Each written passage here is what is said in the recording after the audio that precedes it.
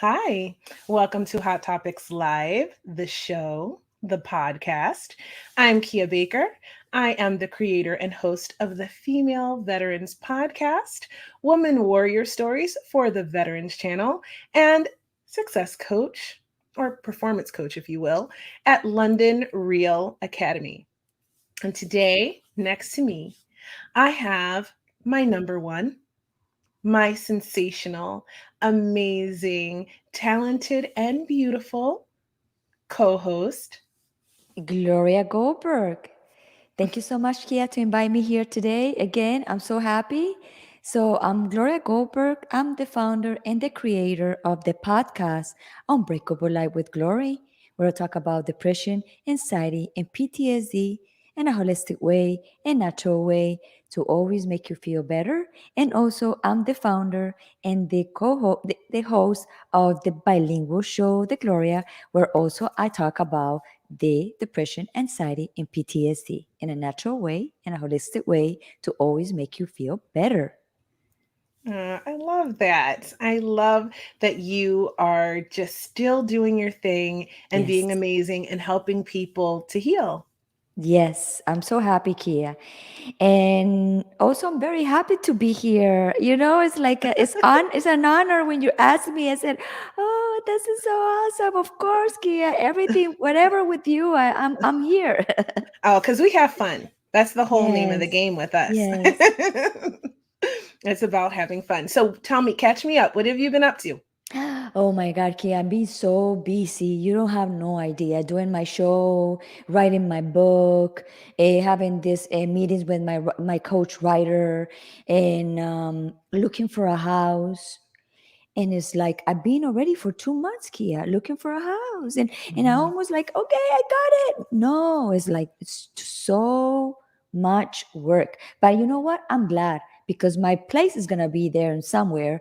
So I just need to. I'm practicing the patience. So that's good because when you have things in life, it's not about what you're doing; it's what you're learning through the journey that you are in. So right now, I'm Mhm. learning to be patient.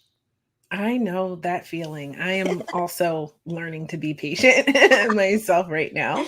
But I know that you're going to find a beautiful house, and I can't wait to see it when you do. Yeah, so you can come and be with me here in Yeah, Florida and we I can am. podcast from here. Yeah, I'm definitely coming. I'm definitely coming. I'm planning a trip in possibly even May. So, Yeah, yeah, to by Miami. that I already have my home. Yeah, I already have yeah. a home. Yeah, I Yes. have that in mind.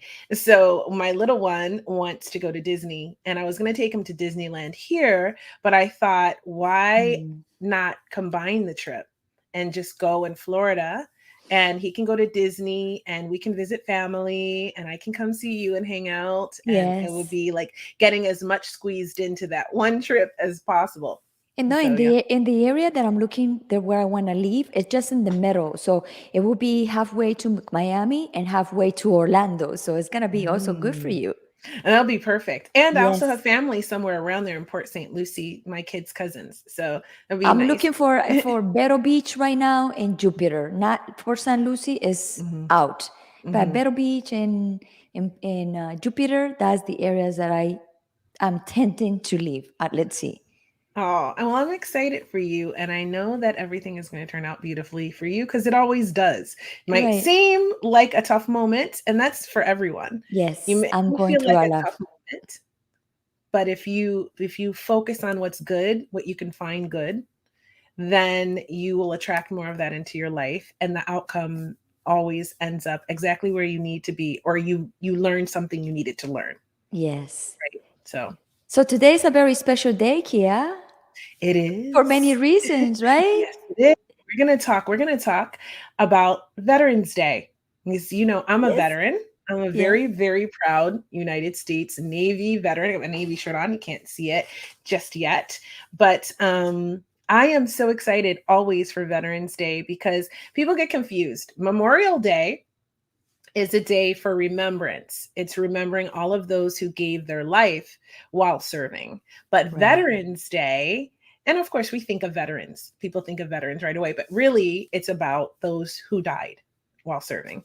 Oh, I Now, didn't know that yeah, there's a difference. difference. Oh, And so that's Memorial Day. okay. So Veterans Day is about everyone who has served in the military. So this is my day. Okay. I earned Ah, the ability to celebrate this day. And I thought it would be really amazing if we brought our friend Simon, who is from the UK, and he served in the Marines there. And I don't know much about serving in the UK, obviously. So I want to know more. And I thought it would be interesting to talk stories and find out what it was like. Hi, George. yes, that is awesome because it's gonna be two concepts, maybe different, maybe not, but it's the same. There are two veterans from Mhm. two different countries. And we've got a guy, we've got a girl, different perspectives, different experiences. We got Awesome. Marines, we got Navy. In the United States, the Navy takes care of the Marines. So I wonder if it's the same in the UK. I know nothing, and I'm so excited Yes. to learn everything. Uh-huh. So Yes. yeah, I'm excited. Because what I do is interview veterans. That's like Right. my Right. passion of life. So Oh, then female veterans you're podcast, women warrior stories, all of that. yeah, Yeah. your podcast is only about, military people or they Mhm. serve to the countries, and you already done like a overseas, right? Other soldiers Canada. overseas. I've Oh, interviewed okay. women from Canada, but if you are a woman who has served in the military from anywhere around the world, or someone, if you're watching this and someone who is a female who served anywhere in the world, I want to interview that woman.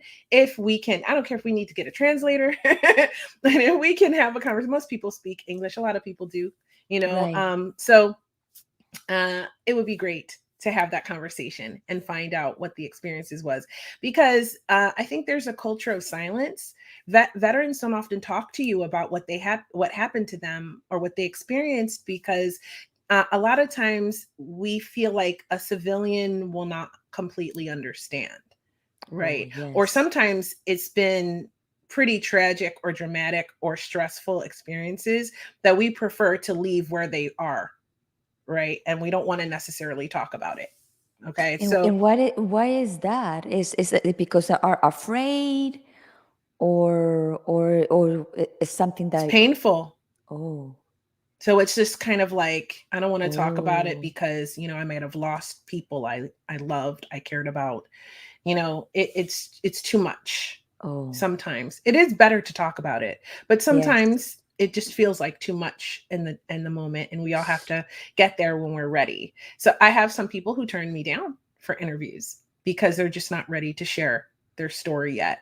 But the overwhelming majority tend to tell me that sharing their story was cathartic and helped them heal in some way if healing was needed. So Wow. yeah, I love it. I love it. So let's get this show Yes. Let's on the start it. road. And I would just want to say really quickly a shout out to Grunt Style. Grunt Style is an organization here in the United States. They are an apparel company, and they're founded by veterans, they're staffed by veterans, and they make clothing for veterans like this. Hold on, let me take this banner off so you can see this t-shirt that I'm wearing. Um, Hold on, let me find it. Okay, so you can see this t-shirt I'm wearing. It says United States Navy on it. It's got like a That's flag. beautiful. Yeah. They represent the ability to have firearms, right? So I let's get this out in the open right now. I support the right for people to have their firearms. I just really think it's important that we pre-screen and we make it as safe as possible, because we have Yes. a lot of mass casualties in this country all the time. So people who are not, mentally capable of having firearms probably shouldn't have them. I shouldn't have access. Correct. Yes. Other people should. So they really believe in that, and I like that. And so we vibe, and I like their clothing. They sent me a whole bunch of stuff. And it's so cute. So I'm going to be wearing it, and you can go get it if you like it. It's at gruntstyle.com, and you can use my code Baker to get it. And so yeah, Awesome. so that they'll know that I sent you and give you a discount. So I'll put it in the notes later on. I'll talk about it again later, but I'm excited for that. So I thought I'd That's share. And it's awesome. cute. It's so cute. This is It's navy. very cute. Yes. Repping my branch today. So let's bring in Simon. Yes. Hi, ladies. Hi, Hey, Simon. Hi, Simon. Gloria. Hi, Kia. So, Simon, and in case people have forgotten, because if you've been on Hot Topics quite a few times, Yes, I and have. anyone who wants to see more about you can go on to our Hot Topics Live Facebook page, or our YouTube channel, Hot Topics Live, and go back through the episodes, and they will find all of your episodes. I think you've been on like 5. Yeah, It's quite a few. it's quite a few. It's quite a few. And but for those who are just tuning in now and they haven't seen your other episodes, tell us like what is Taxi Chronicles and what you're up to right now with Well, Podcasters Unleashed. Taxi Chronicles is something that kind of naturally formed itself, really. As a Uber driver, I do Uber since I've come back to live in England. People always telling you stories, always talking about their life problems, a bit like people acquainted to being a hairdresser, where you involuntarily get told stuff that you don't necessarily may not want to know. But then I realized everybody sits in that seat, especially as an adult, has a life story. They say you have 3 life stories within you as an adult. And whatever you do, whether you're a dustman or you're a high banker or even a politician, you know the rule of 10,000 hours, you're a master. So I thought, well, it's a great platform for people to be able to share their gift. And I just asked them if they're willing to do an interview.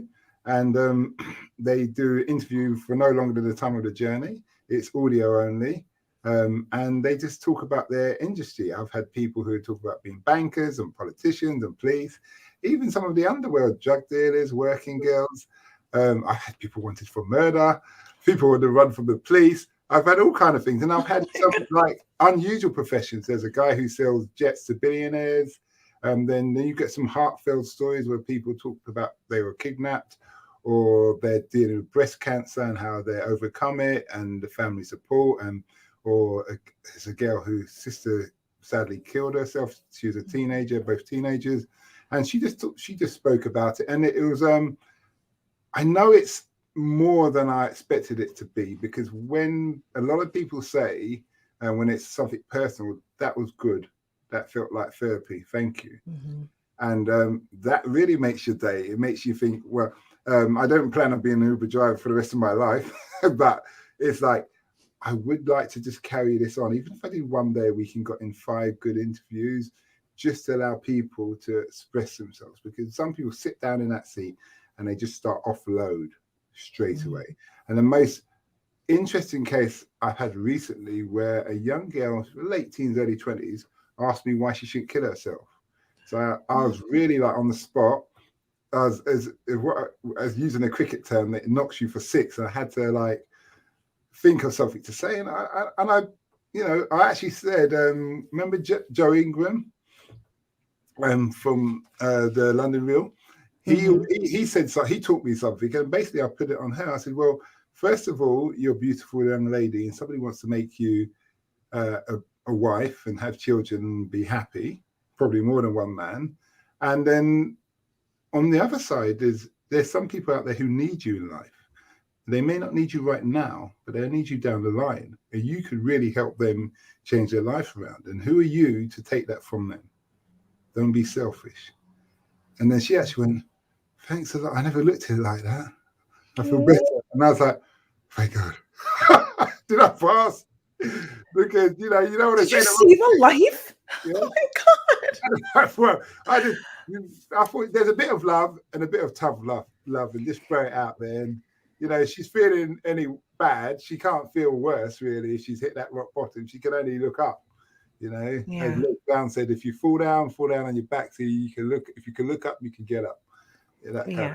But you said something very, very interesting when you say to me about Uber. You said, "Oh, I'm not gonna be working for Uber for long," but in the end, you doing your mission, working, and maybe eventually you don't need to work for Uber, but maybe Uber, you will be the representation for Uber, so you can do your podcast. Because once you don't work anymore for Uber, let's see it, you're not gonna have this kind of story. So at the end, you're working for Uber, you can do your podcast and Yeah. you're creating and helping all these lives. So think about it, that maybe it's not that bad to be an Uber driver, because you are creating life and you are helping people through driving your Uber and making later on a lot of money with that.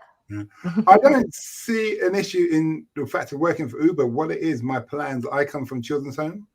So my plan is to help orphans, help children. I have a community interest company called Aspire Youth Africa, which I'm in the process of pushing out. And that's been my main aim, because you can help, if you want to make a society better, you deal with the younger more than the older. Of course. In that respect. It's like dealing with women instead of men, because you educate a woman, help a woman, you help a nation, you help a man, you help an individual. He walks off. So it's one of those kind of things where you just look at it and you say, okay. But, if I can juggle, I don't know what the future holds, to see what happens and dive in then, enjoy the journey of life. But you are right now, you are in the mission right now. You are on the mission. So what you need to do is just be there and keep doing what you're doing, because the doors that you are made to be open, you're going to open eventually. But right now you are in your path, because you are illuminating lives through listening to them, and for you to give your perspective in a way that probably never know, and you're the angel for them that day. So you constantly touching life every single day. Okay. It's true. It's beautiful. Just out there saving lives. Yes, you are doing it. You are in the mission right now. I'm also learning a lot. Of course. There's some entrepreneur guy, and I always play a game. I like to try and guess what people do usually by looking at their shoes. But one doctor said to me today, he said, "Does it work the same for women as it does for men?" Well, that's very interesting, because obviously women wear fancy shoes regardless, unless they're on their feet all day. I thought, I never really thought about that. But I have been quite good at guessing entrepreneurs, from key workers, what we call key workers, hospital staff and things like that, and down to corporate people. Corporate people on the weekend, they even dress like they could go into the office unless they're in the gym gear. There's something about them, always trying to fit in a formal way. It's just, you learn a lot about people and how to do it. A lot. Yeah. You're mastering for something big is coming for you. Thank you. You know what I think? I think it's a lot like being in the military. Actually, it's another way that you're serving your country, humanity, by, just like Gloria said, by being of service through listening and through, helping them to think of things from a different perspective, which is what I hope Hot Topics Live does for people. Give them different you don't hope. perspectives. Yeah, remember, we don't hope. We say yes. Hot Topics do that. Hot Topics does that. It helps people. Yes. So Simon, you were in the Royal Marines. Yeah. And I am dying to know what that was like for you. Well, a Royal Marine is a Arctic warfare soldier, or Marine, as you put it. And just to give a bit of history of Royal Marines, date back to the 28th of October, 1664. First were assigned in the Empire days, where the British ruled the seas through vessels, and you would have press gangs. So press gangs where let's say you take a drunken person from a port, knock him over the head, put him on a vessel, and then he'll be a deckhand for as long as we get. And so that's kidnapping. And what happened, it wasn't that common, but it was common. This was nothing to do with the Royal Marines. The Royal Marines' job was actually a sniper and to protect the officers. So officers would have strict regimes of, cleanliness is next to godliness and everything on the vessel. And it'd be, working on a ship in those days is hard. Rough hands, and people fall over board, they can't swim, and all the rest of it, and stocks would run out, rotten food and what have you. So mutiny could be quite common. So you'd have the Royal Marines, whose job was to guard, look after the officers when they're sleeping, and all of these kind of things. So what used to happen, when they come to mutiny, they come up behind you and try and Slaughter your you. neck. Yeah. So what you used to do, we have these leather boots. You know, most of the clothes that women wear today are originally designed for men, and then women have just taken them and stopped wearing them. So those leather boots, they're kind of horse riding boots. I'm not sure. Yeah. Mm-hmm. We wore them. So you cut. There's really tough leather. You cut the top bit off like a vicar's collar, priest's collar. Put it around your neck, and then you put a cloth around it there.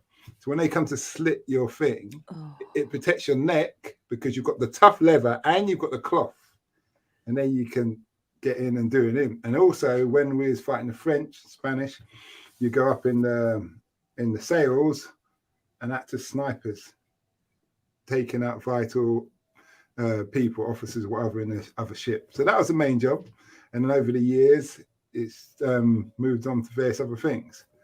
But originally, I actually joined the army. I joined the reserves, or the TA, which is like your National Guard. Mm-hmm. And I realized quite quickly I've always been quite physical, or very physical, and I wanted more out of that. And our Marines come under the Navy, as yours does, because yours is modelled on us. Your Navy is your Marines' birthday was 1775, obviously around independence time, because your military is modelled on our military and style. And so yeah, it's just like that. We have the longest infantry training program in the world, 32 weeks. It's a long, endurance, very hard. Jesus Christ. Yeah. Even then, after that end of the military training program, you still got to do your specialists.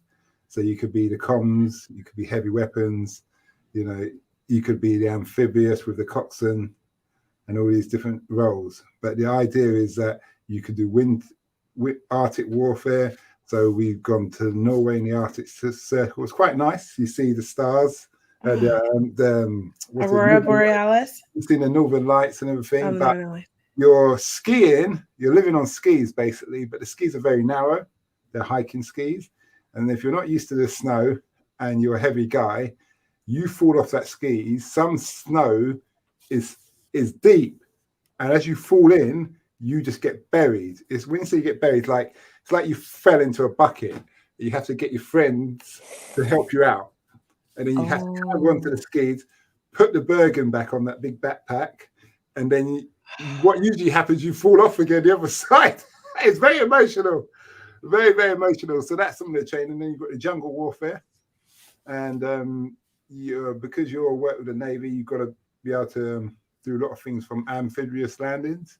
Mm-hmm. And yeah, there's a lot of different things. The abseiling, rock climbing. I would say we're equivalent to Rangers. So special forces. Yeah, for our military. We wouldn't call ourselves special forces. We're just commandos. But I know America's with special forces that you use that more of a wider term. Yes, perhaps. We're very niche down. Niche down. There's 3 tiers for special forces. SAS, SBS, SRR, which is Special Reconnaissance, and you got SFSG, Special Support Group, who help the special forces. So if, let's say, your equivalent to your Navy SEALs was going in to take out whoever or capture, you would use your Rangers to support the Navy SEALs. We would use our SFS support group to support the SAS, for instance, or SBS. Interesting. Wow. So I have a question for you both. And both, I guess you guys have to go to boot camp, right? Mm-hmm. Okay. How, Kia, for you in the United States, boot camps, how long is that? 8 weeks. And what about you, Simon? 32 weeks. 32, right? 32 weeks. That's crazy. But there's a lot going on because they want a pedigree. Because is it, and I have to ask this, is it, we don't have women in our regiment. There's no women in the Royal Marines. And what is that? What you think is that? Because we have a slogan, 99.9% need not apply. So they want the best of the best for men that kind of rules out women. Why? Because bear with me. Yeah, I was like, okay, why? Right, Mhm. all right, let me put it like this. If someone burgles a house, if you hear noise in the house and you're with your husband, you're not telling them to stay in the bed and go downstairs. Depends. What if you don't have a husband Okay, that's different. and you have a burglar in the That's house? different because obviously it's a matter of You survival. got to go do it. But in this case, we have a husband, because when you have a nation, you have many husbands. Mm. You don't put the most vulnerable people and the most precious people, and if you're going to save people, it's always women and children first. Right. You hear that term? They're the most precious. Men, we're expendable. You look after women and children. You don't hit women. You uplift them. They're better. They're your better half in every way. You have empathy, compassion, and all the things that we don't have.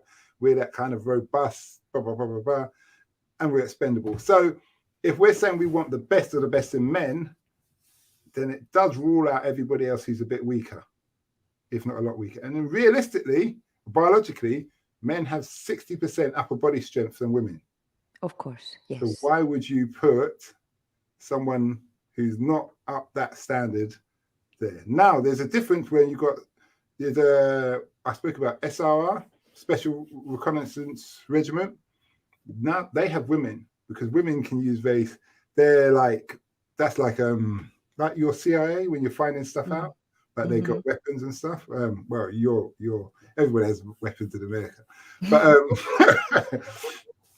but women can use their femininity to find out information and get where men generally couldn't. So that makes sense. But if you're going on a full scale, like a pub fight or a saloon fight, you're not going to throw. Do you see what I mean? I kind of get it, but I do think I there get are it. some I get women it. that I could get do it. it. I don't know. Maybe it's just my feminine energy. But I do think there are some women that could do it. I understand what you're saying, and what my thing is this: do you ever watch MMA, the UFC? Yeah, You know, there's tons of women in there. Yeah, you're right. But they fight in the women's league, right? It's separate for a reason, isn't it? Yes. It's basically what I said earlier on. Now, there was that transgender fighter, and he fought the top woman, and the woman got battered. And she said, basically, I've never been hit like that in my life before, because she'd never been hit by a man. She said, basically, I'll just fight a man who doesn't have his male parts, because he still have his whole testosterone physical thing. Kind of, so you're taking the most elite combat sportswoman fighter, and she's saying, listen, I was out my league. So if she can admit that, then regardless of you being able to maybe pass the training to actually do the job on a day when there's no hold bars, it's a different thing. That's not being sexist, because I have a daughter and I want her to be able to do everything she wants to do. But in realistic terms, I'm saying some things you may not be at an advantage at. I can admit I'm not the most academic, but physically I'm quite up there, and I can accept that. So do you see what I mean? And the way you say it, and listening to you, I didn't take it as a feminist or why women, you exclude women. I feel like, oh, you guys are protecting us. Wow, they are giving us the position of they are taking care of us, and we are more we are intelligent. We have more other things that we are good to do, and that's why you guys put us to do. And your case, like you say, the physical part is true. Even the more stronger women and men always gonna be over. The physical power is more stronger than a woman, and I don't take it the way like feminist or whatever, but I take it like wow, they are taking care of us, and thank God for that, because we have strong men protecting us. Because if you guys gonna fight with other countries or whatever situation, you're gonna fight with men, not with women. Well, so I get it. So I might have. I'm sorry, Kia. I just want to point out what Gloria said. We're not holding people back. It's something that's been since the dawn of time. It's practicalities. if you're very good at hunting, gathering, that's what you do. If you're good at looking after kids, that we do. It was all practicalities, and that's when it comes to survival. That's what it really comes back to. It's not about I'm not letting you do this, but you can do that. It's practicalities. Do you see what I mean? So I get it. I get okay. it. You're saying you got to play to your strengths, right? Yeah, thank you. And perhaps and the opinion is that many women don't have the strength, but there are those anomalies, right? Like you brought up MMA. Let's talk about, I was involved in the world of WWE many years ago when I was young. And anyone who knows about pro wrestling remembers the legend Chyna and a few other women that came behind her in that industry that could go toe to toe with men. So you do have these anomalies that come along. You know what, Kay? They're very rare. I'm saying they are very very limited. I'm not saying it's No, everyone. yeah. I'm just saying that there are some people who could come along who Right. have more strength, who have more ability, who a woman that might be able to do the job. That's all I'm saying. Yeah. Yes. You've been in the military. You've done tours. Yeah. 2 questions. First of all, that woman you just spoke about, did she ever fight men? Yes. That's why I brought her up. Okay. I don't know. The other thing have you ever had to fight for your life? Me? Yes. Okay. Really? Yes. Okay. So obviously you're still here, so you succeeded. Yes. Well done. But my thing, all I'm saying is to you or to anybody really, because it's not about gender. I've been with some men who are not fit to be with us. That was going to be my next point. Yeah. Of course. Because I saw it in the military all the time. Yeah. When I was there. I also have to look at the realism. If I've got 60% upper body strength than women, and I'm quite a big guy, then that cuts out all women and it cuts out all weaker men. Do you understand? Yes. I totally get what you're saying. So even if you do have an elite woman, what you're saying, what you're really thinking, what you're saying really is, okay, even if she's elite, she's increased her physical capabilities up to 60% and then more. Because if she's increased up to 60%, she's matching with the average man, which is a big shout. Right. Then if I actually exercise and do what I'm doing, I've increased mine up a percentage. So she's still going to be behind me. Do you see what I'm saying? This is biology. This is not me. No, I totally get what you're saying. I'm just saying that I don't think it is impossible for a woman to get to a point where she could contend. I'm not saying she could be the best person, perhaps, in the whole unit, but I'm saying I think she could be. Just because we haven't seen it yet doesn't mean it's impossible. Right. Because nothing is impossible.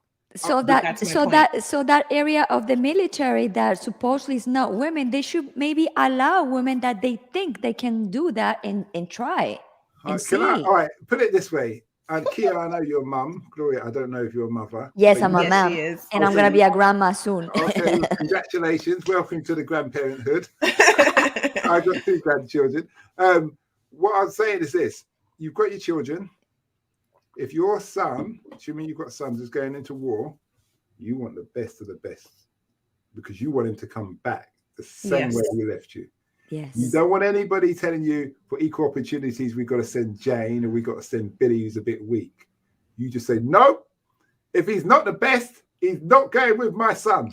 But we're not talking about equal opportunity for the sake of equal opportunity. Right. My argument is based on if and when a woman should step forward and be able to do the job, she should be able to. That's the only thing I'm saying. Or even to let her to try. To try. Again, if she doesn't do it, she doesn't do it. But that's my point. Right. There's lots of complications that comes into play. There's lots of contemplation to come. But remember this, I'm not ruling out women from the military, full stop. Right. Because as you know, Kia, there's many jobs. Because we do a bomb-ass job, okay? You could be a postman in the military. You could be a fighter pilot. There's lots of different jobs. And we have fighter pilot women. But when you've got boots on the ground, going door to door, and executing the thing, In our section, because we're first in, it's only men. Yes, And well, it's practical. That's I'm what I'm just saying. thinking of It's tried all and the tested. Marine females that I've interviewed. No, they from the they United be, States. They can be going, oh, we hate that guy, that bitch. Yeah. No, it's not true. My thing It's not is, true. It's not true. remember I get this, what you're remember this. saying. We've been doing this since 1664. Wait, maybe this is the time in Times change, 2021. wait a minute. If it's not broken, don't fix it. Okay, that is one way of thinking. No, because you're dealing with people's lives. It is true. We laugh and keep at the end of the day, you're dealing with people's lives, limbs, and mental stability. And we don't want to play around with that. So if we've got something that's working. No, but you know, if I could just play devil's advocate a little bit more. Go on. If, from that perspective, like back in the day in the United States, where they didn't allow women to serve at all, except as maybe nurses, right? Mm-hmm. If they could have said, if it ain't broke, don't fix it. And I would have never served in the military. Well, all right, you've got to remember this. But the job is completely different. Yeah, well, but I understand what you're saying, Kia, too. I hear what you're saying, Kia, and I don't disagree with you in the sense that, yeah, we do move forward in because the military back in, let's say, 1775 was very different from what it is today.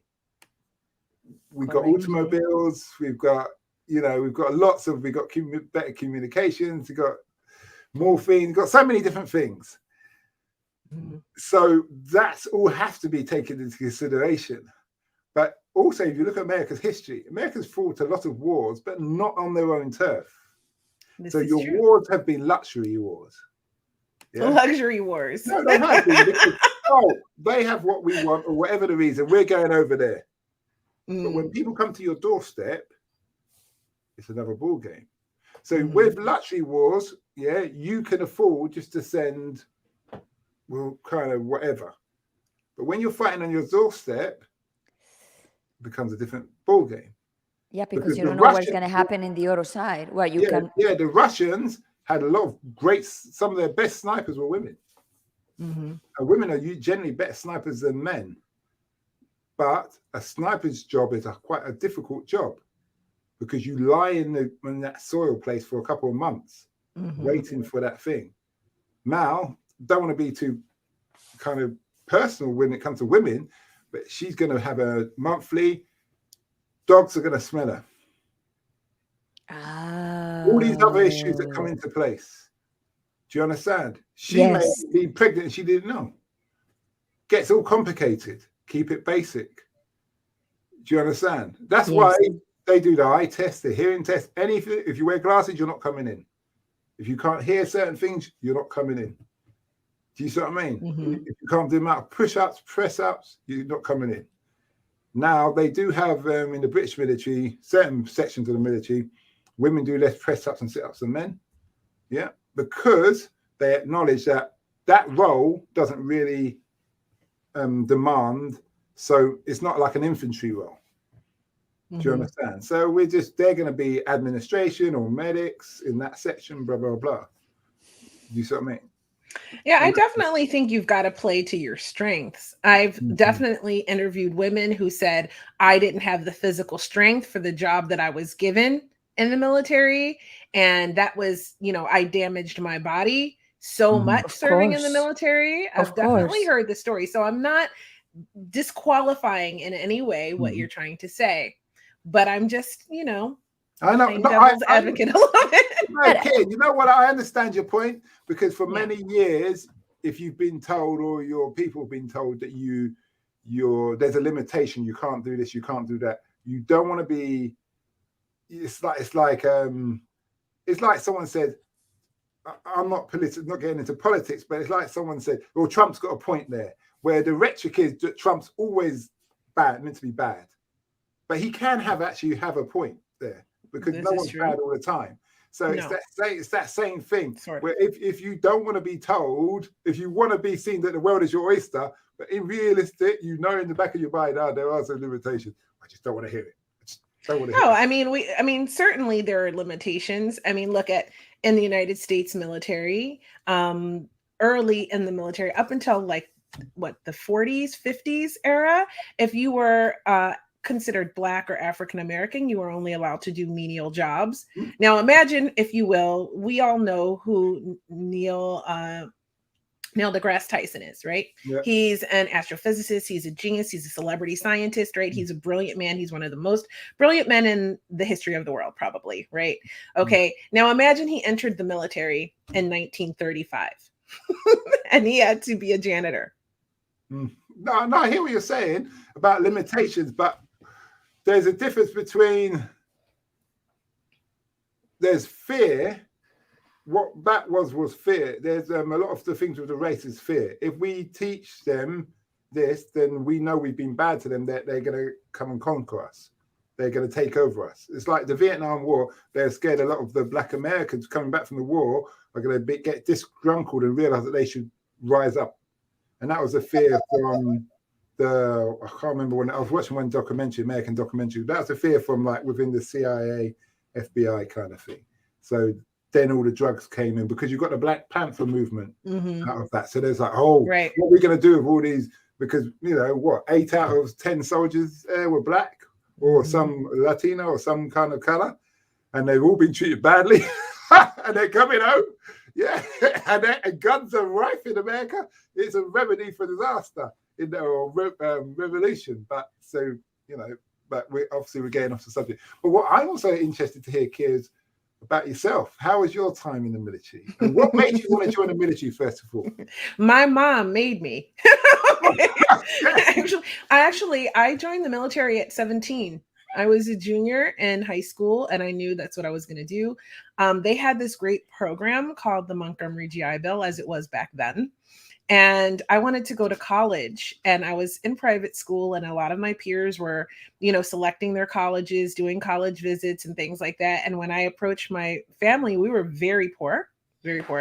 And my mother said, I can't afford that. And my dream for you was always to go to the military. I wanted to go, and she couldn't. She aged out.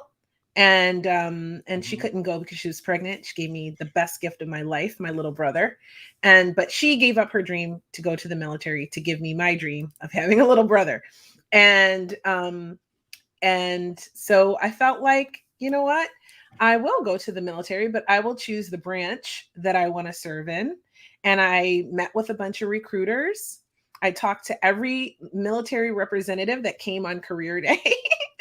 And then I decided on the Navy because it seemed like the place to have the most fun.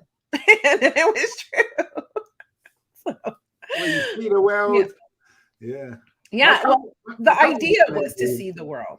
Yeah. It I have a cousin in the American Navy as well. You do? Yeah. Really? No, I do. I have a cousin. Yeah. He doesn't get much time off though. Yeah, I imagine these days it's very different than when I served. I served at the end of Desert Storm. I am dating myself, but I ain't mad. So my point is, right now is different. Like it's very different. Here? It's very different to serve now because I guess I don't know if you can say we're really at peacetime here in the United States. Somebody tell me. I don't know. But I know what you're saying. Yeah, I know what you're saying. Technically, there's no war in the news, but just like England, we're always somewhere doing something. Probably that we should. So I don't know if I can really say that, but when I was serving, Desert Storm had come to a wrap. I went in as we were withdrawing. Okay. And then so my tour was essentially all shore command. So I didn't deploy. I don't know if I was lucky or unlucky with that. I was stationed at one duty station at the training command because no one wanted to go there. It's the strictest command. They had just gone down to one boot camp. It's like centralized boot camp. And I was stationed at that base. So I did my boot camp there. I did my training, my follow-up training, my A school training there to be a hospital corpsman, medic, for people that don't know. And then I went on to staff there, and I worked in the hospital. I worked in medical records for like 2 years. And then I decided to transition into the pharmacy. I learned everything there was to learn about pharmaceuticals. And then I performed as a pharmacist while I was in. And I loved the job, and I loved working in the hospital pharmacy. It was amazing. I had a very good and bad experience in the military. So, and I saw a lot of things that sort of took away my naivete about the way the world works and the way governments work. And so it made me really, by the time I left there, I was really anti-establishment for a long time. But I had really an amazing experience until the day that I didn't. And then even after that, I managed to somehow get through it and from there help other veterans, after that. So what about you, Simon? How was is different before and now? Yeah, well, when I originally joined the military, I joined the army section, where it was time of Kosovo. Kosovo. I remember. And I actually had a chance to do a degree.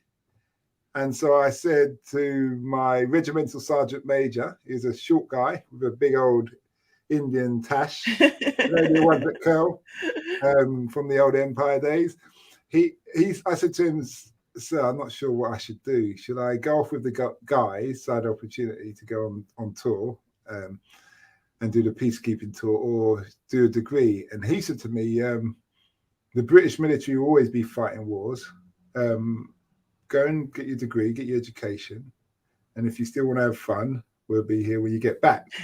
That was lovely. That was his last day in the military. He had done 33 years, which was like 11 years longer than he should have been there. But he's an he's old Falklands vet. We fought the Falklands, so he's a hard guy, and very proud of the military. And that was probably one of the best career advice I've ever been given.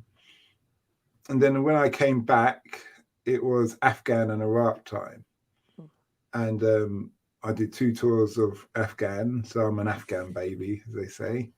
And I wish I'd done Iraq though, but I know they're different beasts. But we went to Afghan when it was at its peak. And as the sergeant who was briefing all 2,000 of us in the auditorium, he said, "Iraq is yesterday's war."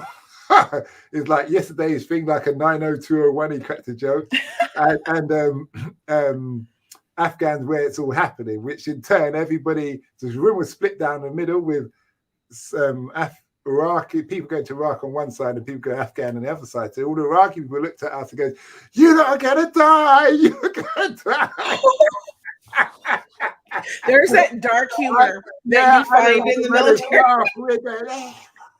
Yeah, like that. But you're gonna die because the casualty rate was high. But you go there, you have your fun, you do your thing, you come home in that respect. But what I was going to ask here, boot camp. You spoke about boot camp. Was it everything that you expected it to be, and how did you mentally overcome? So I had no idea what boot camp was going to be like. I was very, very surprised because the recruiter explained it to me and nothing he told me was true. So I didn't see the small print of this. So like I said, I joined when I was 17. So I had to wait until I graduated from high school to actually go in.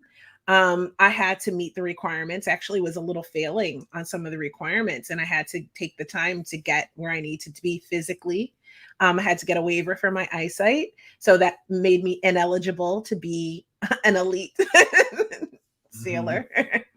Not that they let women be SEALs, by the way.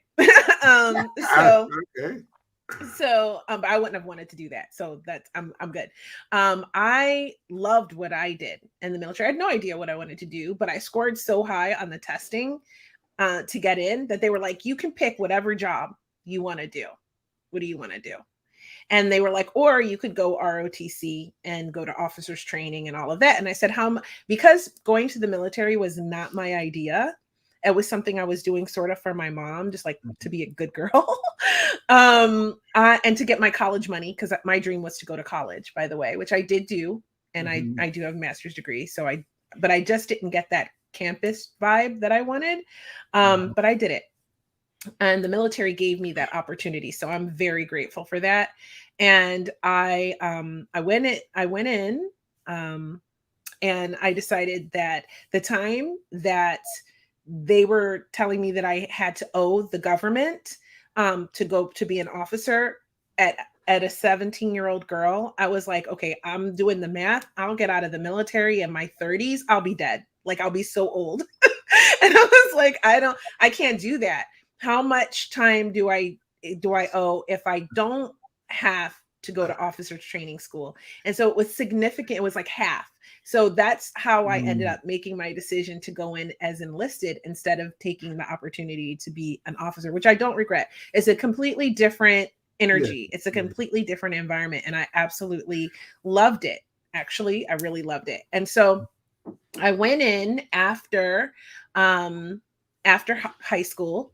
And I chose to go into boot camp through the holidays because I knew that there would be a lot of downtime. See, I was calculating. I'm like, the holidays, nobody wants to work on Thanksgiving and Christmas and New Year's. So technically, I'll have less training time. And I was absolutely right because everyone's in a good mood at that time of year. So when I got to boot camp, I had to take a train. And when I arrived at the command, oh, hi, sweetie. Thank you.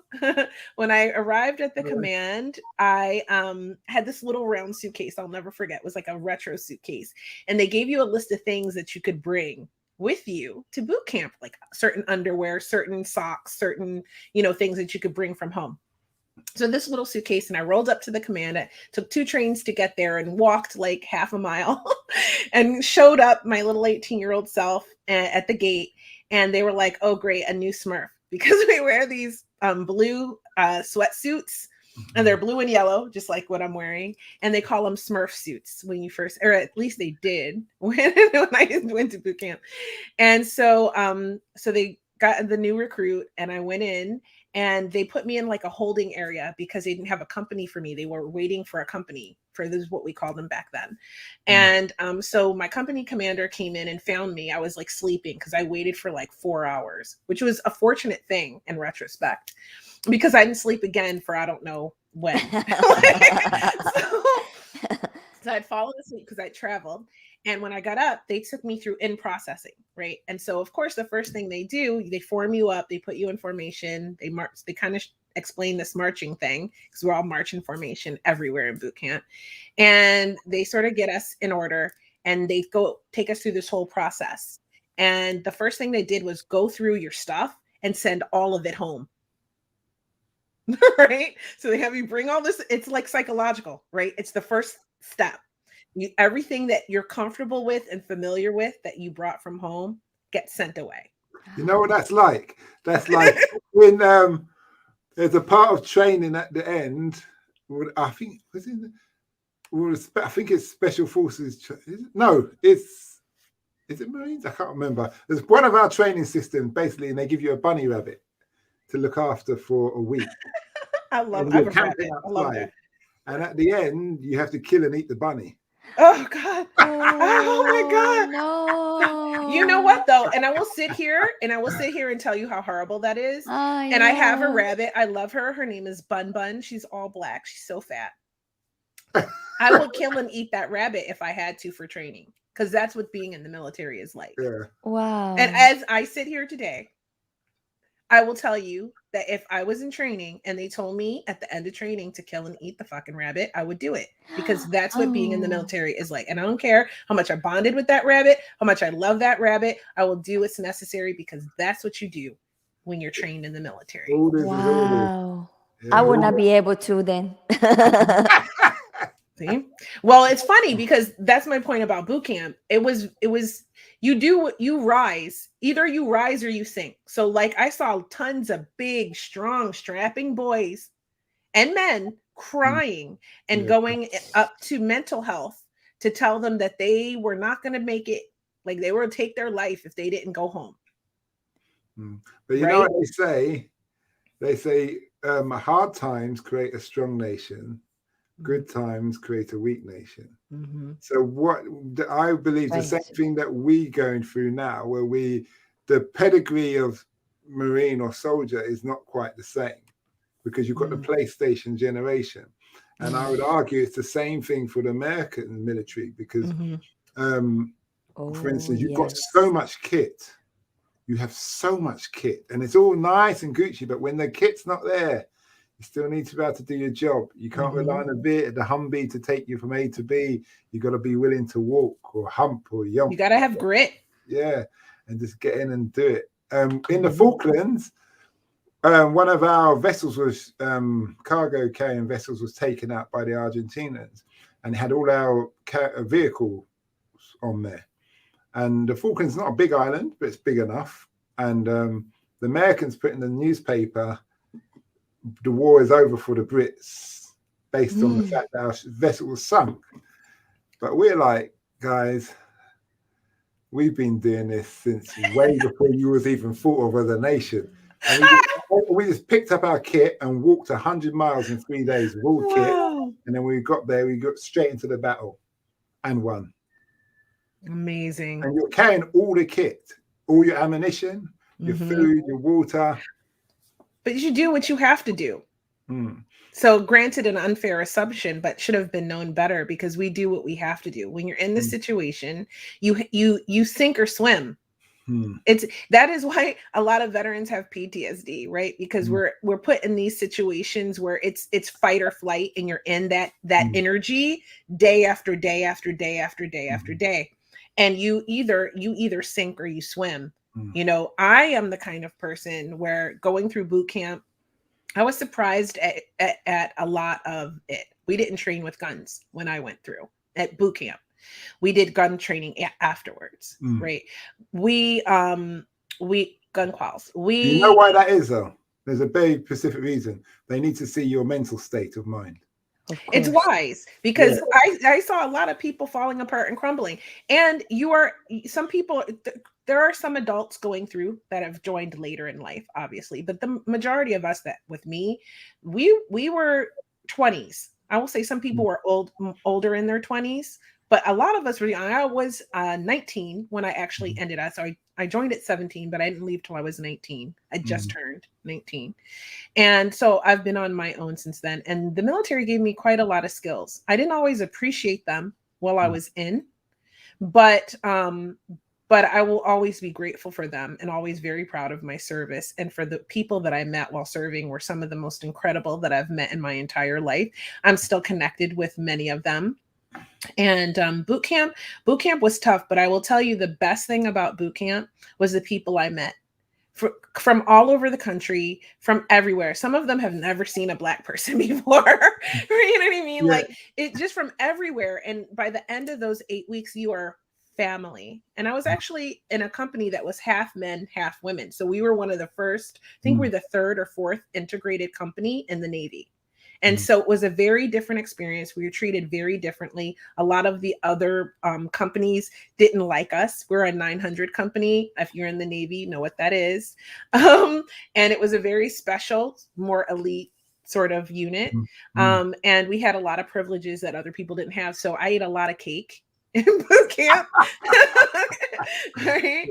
I had a very specific job. Our company was in charge of putting on boot camp graduation. That was our job. Some people went to work in the mess hall for galley week. We were so you're all logistics based, really. So we did that, and we worked with the officers. And my specific job in boot camp was to make Kool-Aid for the officers after the graduation, so they can cut the cake and serve.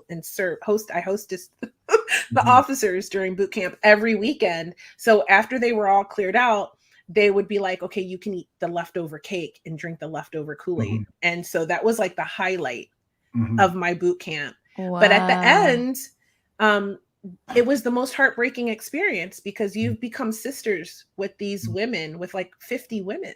There were, I think, 100 of us, or 90, close to 100 of us in the company, and half were women. So they became like your sisters, and many of them I've never seen again. You know what's so amazing about the military as a whole, wherever the country, that you can take people from all walks of life, and after so many weeks, whether it's 8 or 32, they can be willing to die for each other. Absolutely. That is that's hands the down phenomenal incredible thing. There's no other experience where you could say that it matches what the military's capabilities are of doing that. But just something I wanted to mention was about the PTSD, or we call it MPTSD for military. I watched a very interesting documentary, and this was just before I was going to Afghan, and they were talking about Iraq. And I remember they're talking about how the Americans were, it's an American documentary, and they're saying how people who come from ghettos or like trailer areas, what have you, they deal with the stresses of the military a lot better than people who come from suburban areas. I've heard that. There's that idea that they have to run the gauntlet to get to school anyway. And all those kind of things, and so they're just like, well, this is just like home, at least I've got guns, and if I shoot anyone, I don't have to worry about a cop. I will tell you, I've interviewed some women that were like, going to the military was like a reprieve from home. Right? No matter how tough the military was, it was better than what they had come from. You get fed, well, clothes. Yes, you've got some law and order and some accountability, and if you're coming from a broken home, all that's out the window. It's all out the window. Well, I never been in a military, and I grew up in a military environment with my father. Yeah. Another thing about what I noticed about the military, I don't know about the American military, but in the British military, you can join when you're 15 3/4. Really? Because you get your what we call a national insurance number, where you're allowed to work a certain amount of hours. And they pushed it down to that age because it's easier to program young people. Because even though it makes sense, but the average age of the military is 15 3/4 to 25, and those are the usual ages where people get themselves into problem, and what have you. So I'm a big fan of national service, whether it's national service like doing something. We have the National Health Service here, so there's some countries where let's say the girls would do national service for the health service, and the boys would do national service for the military. But I believe in, regardless of how it works, everybody should be doing something for their society, their community, for at least a year, because also they find themselves, they learn about respect and other things, they meet other people, and then you're just going to get a better society. It's going to be a win-win in respect, and it also takes the pressure off the government for providing services, because now you always got a whole heap of young people who can do any job because they're physically capable. In that respect, so I'm a big fan of that. I do love it. Cool. Yes, I do love it. I think it's important to serve. It taught me a lot of things. A lot of people these days, they don't know what it's like to be on their own so young. Right. So it taught me to be responsible and to pay my bills and all of these things. So I was on my own, had my first car, had my first serious relationships, had my first apartment, like all of these things I experienced while being in the United States Navy. And I had a lot of fun. In fact, I would just like to say that I had probably more fun than any person should have while they're serving in the military. So I feel very lucky and blessed that I got an honorable discharge, and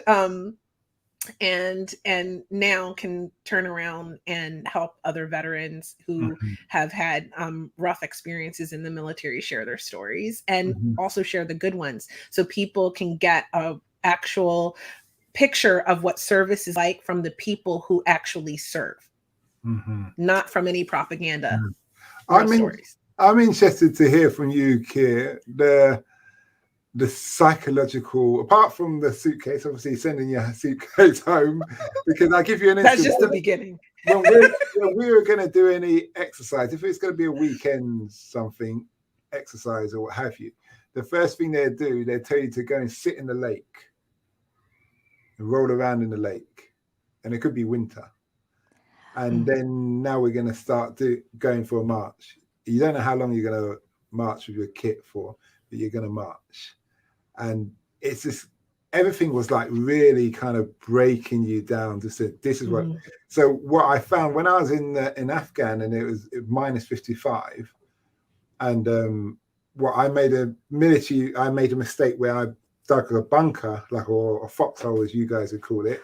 I made it a bit too big, wide. So when I put the basher, the piece of plastic over, it didn't cover it totally.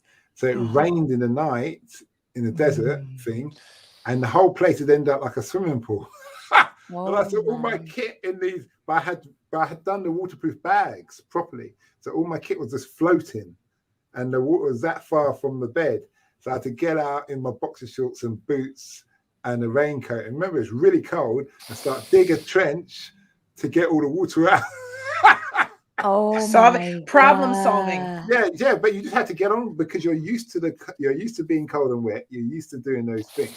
So it's very, very good training. You know, you train hard, you fight easy. So I'm interested to hear what your experience were like. So I think for me, because I didn't deploy, my major training it was called field med or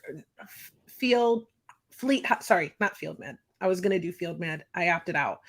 That's like sort of training to go with the Marines, field med. I went to fleet hospital training. So I think that was probably my toughest, most grueling mental training, even more than boot camp, because it was in the desert. And it was constant. It was a simulation. So it was a very, very real wartime experience that you went through for about a week. Right. Wow.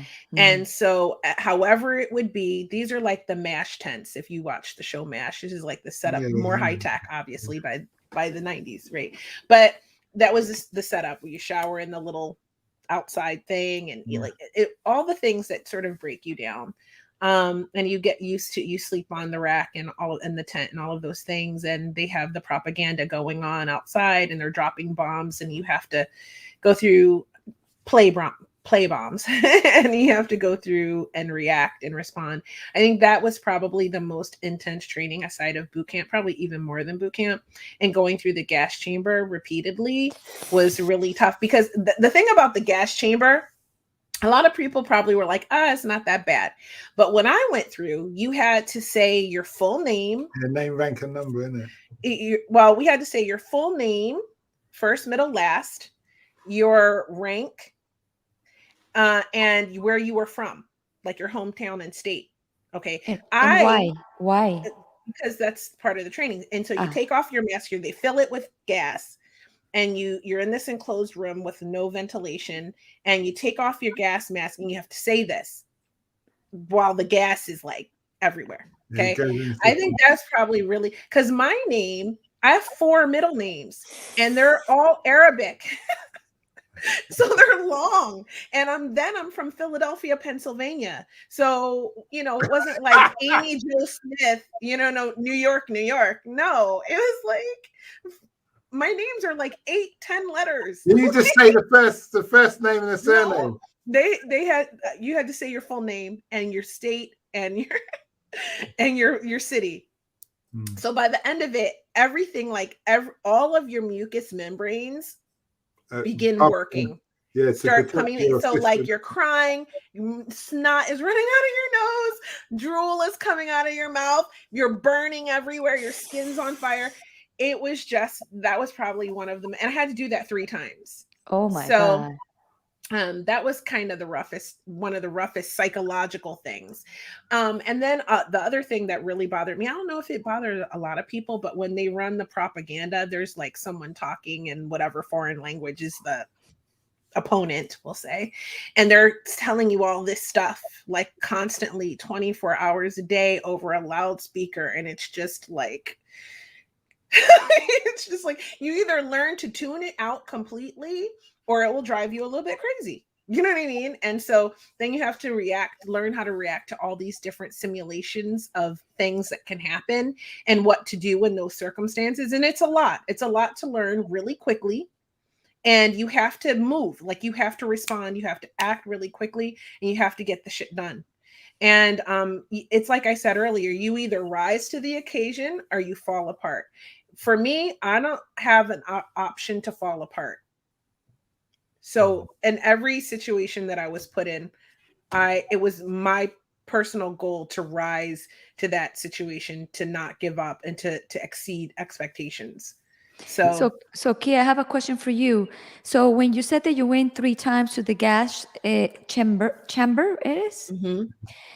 The first time you didn't know what was gonna happen, right? No, So it got you by surprise. So when you Mhm. have to go for second and third one, what was your reaction before you know you have to do that? Shit!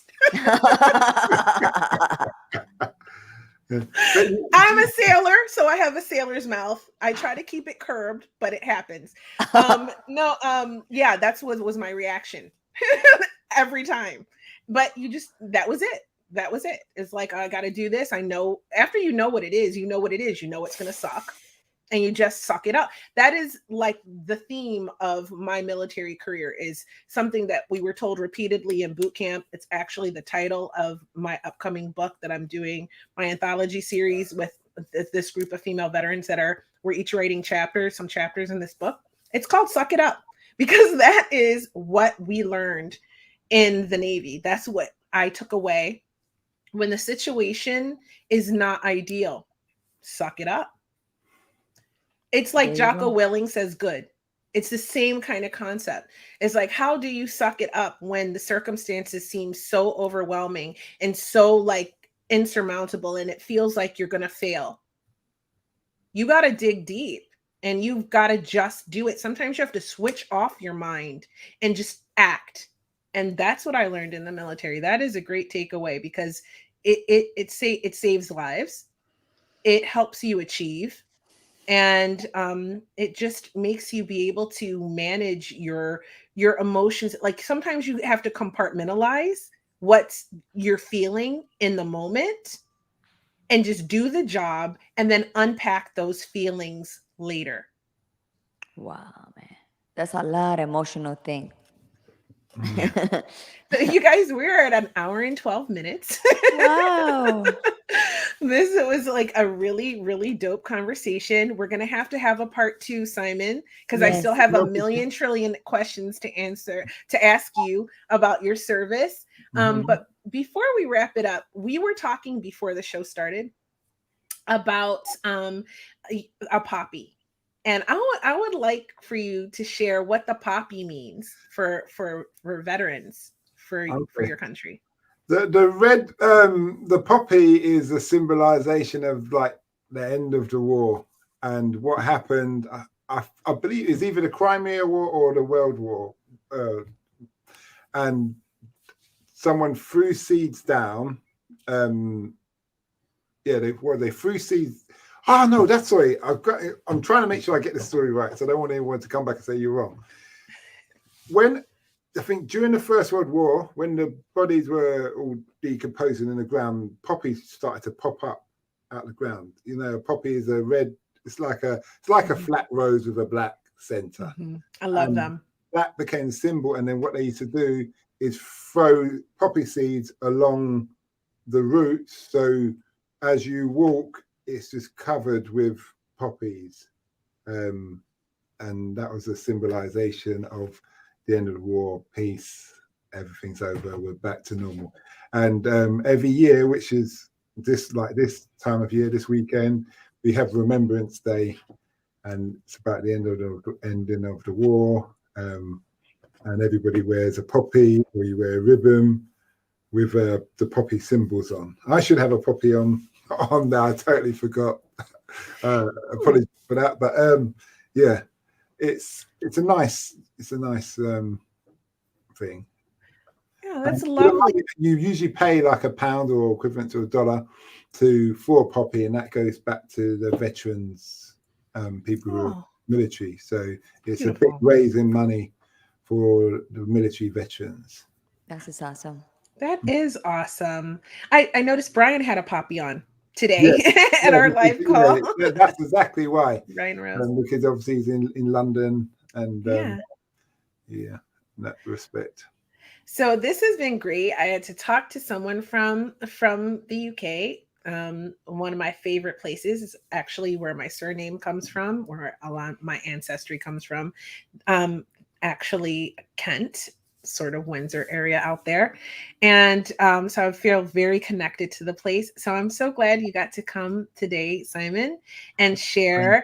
I just have one more question for you, if you don't mind. You had, because I've just been stuck on this whole time, 32 weeks of basic training. 32 weeks. A lot. That's way, way more. And I understand that it's like a commando force, but what was your greatest takeaway from your experience of that? If it doesn't kill you, it makes you stronger. Yes. And there's no point stopping now, because you need to get the job done. At the end of we have a commando test the last 2 weeks. Consists of a 9-mile run with kit, also a 15-mile hike with all the big Bergen, and you have a 30-mile run with battlefield kit, weapons, ammunition, and all of that. And someone carries a sleeping bag, the other person carries a roll mat and a stretch and all these other things. And you go across terrain, English terrain, and they find the worst terrain to run across, something they call baby heads, where you step on and you sink into the ground up to your knee. I already got tired. It snows, it's sunny, it's all it's windy, it's all manner of weather, and you're just running. And my eyes, I actually start to go blue. I've never done something so hard running in my life like that, just running. And I was in my early 30s, about 32, where I was running with people who are 19. And they, at the end, they looked like they could just do it again. And I was just like, that was hard. That was effing hard. That was hard. And I fell asleep saying, I had a mate we called him Golden Bollocks. And I was going like, Golden Bollocks. He goes, what Russian? I said, that was hard. I said, Golden Bollocks. He said, what? I went, that was, and that's how it went on all the time until I fell asleep. And the idea is that you just need to, because they say if you're going to give up on that 30-mile run, give up on the first mile, because the first mile is all uphill. And it's up a hill on a 35-degree. It's not anything. Yeah. So you're in boots and combat jacket and everything, and you're running. Excuse me. So they said after that, it doesn't make sense to give up, because you're going to have to do it again later. So you might as well keep up. And then sometimes I got left behind. So I was like the granddad of the group because I was old, 32 years old. Oh my God. Yeah. And I just run. I was just running. I didn't even know the route. I was just running. And then suddenly I saw them on the hill over there, making my way, just running, catching up. As I caught them up, then they run off again, because every 4 miles you stop to drink half a pint of juice, have a banana and a Cornish pasty. And the funny thing is, when you're running for that long, your stomach contracts really tight. So you can't really swallow. Your intestines contract, your stomach contracts, and your stomach's only as big as your fist. So if you put your fist up like that, that's how big your stomach is. Everyone's stomach's only as big as their fist. So I ended up storing the food in my cheek like a hamster. And, and then slowly I'd just swallow a bit. It's just like that. But I went pale. I was just foaming at the mouth, the eyes. It's very emotional, but it was great. When I look back, I laugh. It's all fun and games. It's great. Yeah, and I wow. realize I can be Very powerful. Yeah. I feel that too. Like you look back at it and you're like, you know what? So when I was experiencing it, like I always say, I had such a great experience until the day I did it. And even after that, it was kind of good. I just had to make some changes to make sure that I didn't go to the brig. But well, that's another story for another day. You're a wild man. I can agree with you. Well, I will say that I did an interview with my girl Jillian. She is the owner of Brave Original Designs. It's a sustainable clothing line that I get to like have input in sometimes. She's really awesome. And I did this interview on the Female Veterans podcast, and it's a recent one. I think the last season, season 6. And she was talking about duality. And she was saying, in my career, I was like always on my shit, so to speak. I was, top of the game all the time. She was like, but in my off time, I was a wild girl. That was also me. I completely identified with that. Those people who may watch this that served with me or who know me from my time in service will go, she's not lying. That was a wild girl. Always very sweet, always very nice, always did my job to the best of my ability. In fact, I got a letter of commendation from the captain of the command on my last day of service for exemplary performance. I always got my medals, but it came close a few times, we'll just say. I had a lot of fun. we had some, obviously it's all guys, we had something in the Marines called Naked Bar. So you're all in the bar, you're all drinking or in the pub, and if someone shouts naked bar, everybody's got to get butt naked. With a bunch of guys? Everybody, it doesn't matter who's in the pub, as long as you're a Marine, you get butt naked and then you just stand there carrying on drinking. The last person to get naked buys all the drinks for the night. That got people in trouble. That was in the press one time. I bet.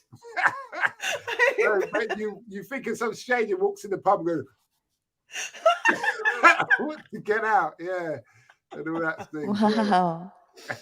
Incredible. Oh my gosh. Well, definitely you get a twisted sense of humor also serving in the military. So pretty dark. A lot of people don't get it. Why you think certain things are funny that might seem inappropriate or just, we'll say inappropriate. So that was another takeaway I had from the military. Did you have the same experience? Yeah, you do have because you have to, if you're dealing with trauma and certain things, even the first time this guy, he stepped on a mine or IED and he lost both his legs, and we're sounding off who's okay, and then someone said, like the interpreter, he's not standing. Why not? He's got no effing legs. Ah! Oh. He's gonna have a hard time doing that, isn't he? Yeah. Oh my God. Find his legs, and pick him up, and bring them back with her. Come on, mate. I bet you're not gonna step there again, are you? No. And that's military. Yeah, that's a perfect summation of the dark humor that we all walk away with that most people would think was terrible. I love being a veteran. I'm so glad that you got to share Veterans Day with us, Simon. Thank you so much for coming on today. I'm going to put you in the green room so we can wrap up the show. But if you can stay, we'll say a proper goodbye. Otherwise, I totally got it. And I will see you soon. Gloria, did you want to say something to Simon? Yes, Simon, thank you for sharing your story. And I admire you a lot for what you did. And thank you for you doing that, because I would not do that for sure. Okay. Well, thanks for having me. And thank you. Allow me to share my experiences. Awesome. Okay. We'll see you again soon on Hot Topics Live, sweetie. Bye for now. Bye-bye. Wow. I was getting tired when he was describing the story, and imagine me like the way he was describing the blue, it was going blue, like, oh my God. Oh my gosh, girl, I know. I mean, I did not have to, admittedly, we did a lot of runs. We did a lot of things. Nothing that was that hard for me personally. Right. I did not do that. Right. So I could feel, but I can feel the pain. And I saw the guys doing it, like on the base, you'd always see the guys running around in their little shorts, and you know that they were training to be a SEAL. So, yeah, awesome. It can be, the training is tough, but I think even more than physical, it's the mental. That's the thing about the military. It creates mental toughness through your body, because they use your body to make your mind stronger. That makes sense. Yes. So anyway, before we wrap up, Yes. Gloria. Uh-huh. Today is so special. Yes. And I could not think of anyone else to have here with me today for this episode of Hot Topics Live because it is actually the day that we did our first interview together ever on Instagram. And you interviewed me about being a veteran for Veterans Day. And it was so much fun that we decided to create Hot Topics Live. Yes, I remember that like today. I remember telling you, Kia, you know what? The parent days is coming. You are a parent. Let me interview you. Let's have fun. And we said, and we had so much fun. We were like, we should do that again. And I was like, let's do another show. And then we thought about what we were going to call it, and we came up with the title. And we said, we're going to have fun. We're not going Fun. to make it any real structure. We're just going to do it to hopefully help people feel better and to connect with amazing souls on this planet and share their light with the global community, because Hot Topics Live is a global show, of course. And now I don't even know, like we're almost probably by 200 episodes. And I think so. Yeah. Yes. Yes.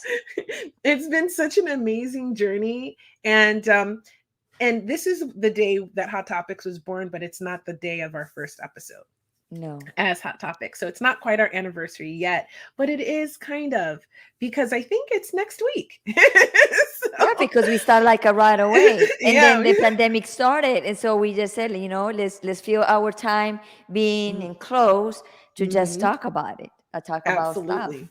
Absolutely. And I think that's so important. So before we wrap it up, I just want to say I love you so much. Thank you, my Thank you love. so much for coming on this journey with me and creating this show and coming back, even though I know you're busy and your life is crazy, and just still being available to spread your light on this platform. Thank you so much, honey. No, thank you, Kia, for everything. It was very beautiful.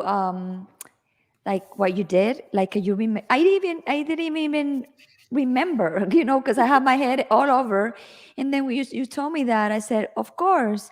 And then like, wow, that's beautiful that she remembers where we when we started, how we started, because a lot of people start things with people and they don't care and they disappear. And but you're not selfish, and I love that. And you invite me and honor me that I create this with you, and I'm so glad that you did that, and thank you. It was made my day today.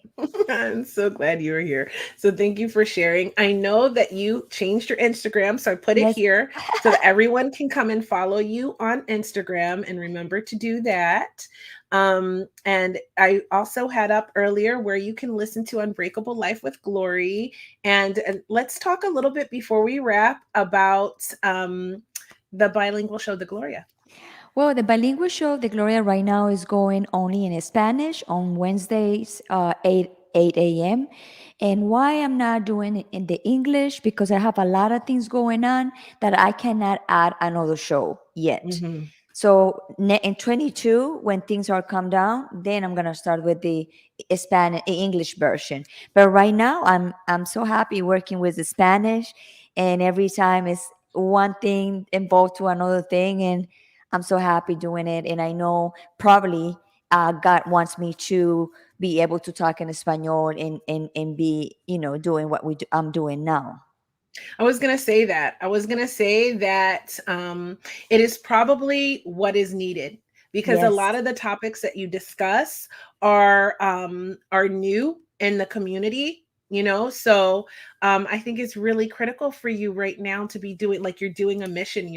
You're sharing and enlightening souls that may not have ever heard of some of the topics that you're bringing to the forefront with some Yes. of the types of guests that you interview. And even with my limited Spanish, I like Un to tune poquito. in. Yeah, yeah. I like to tune in, because it actually does kind of help me like reestablish my ear from living in Miami.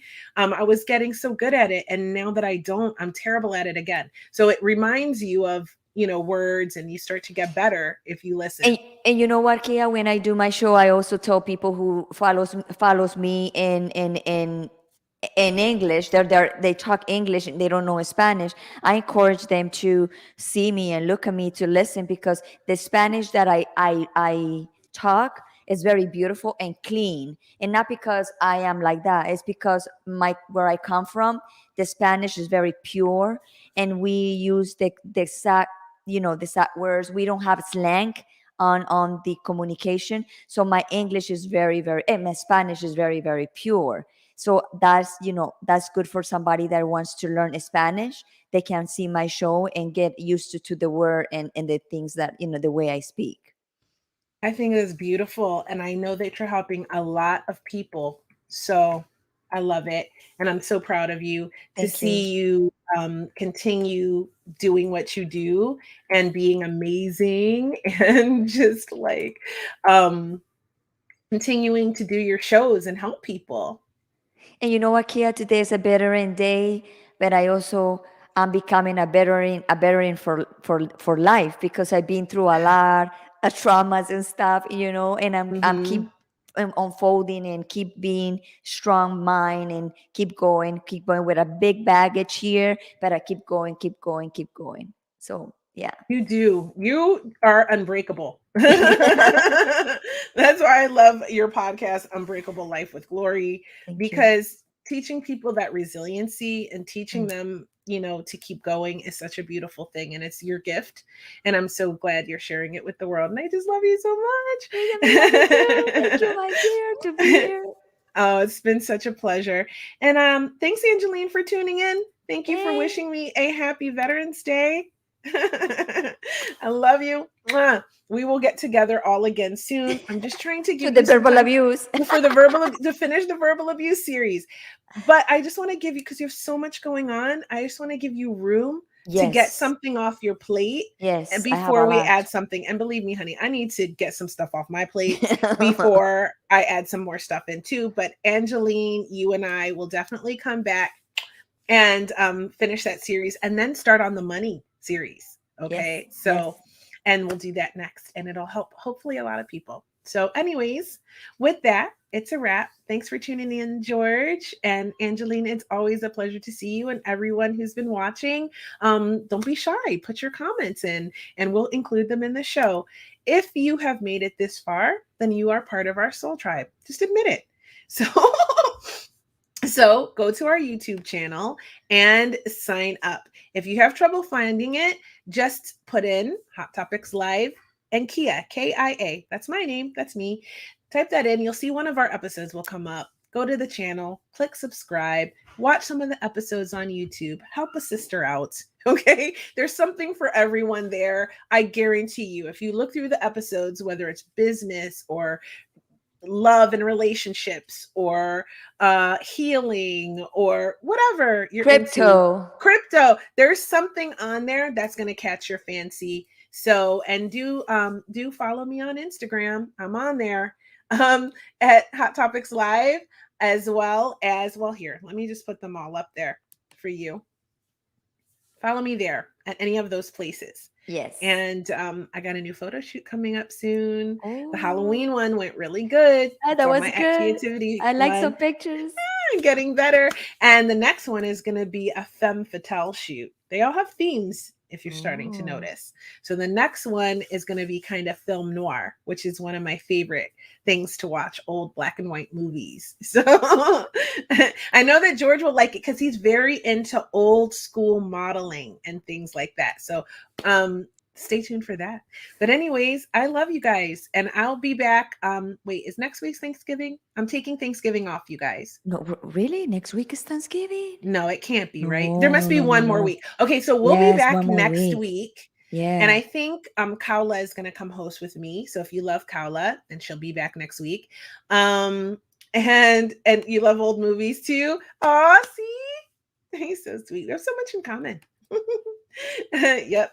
Yes, one more week. Thank you, Angeline. So we'll be back next week, 3 p.m. Eastern Time, 12 p.m. Pacific. If you're overseas, you got to check and coordinate if you want to be a part of the interactive live show like Angeline is. Otherwise, just catch the replay anytime or the recorded version on my Hot Topics Live Facebook page or the YouTube channel. I love you. Thank you for watching. See you next week. Bye for now. Bye.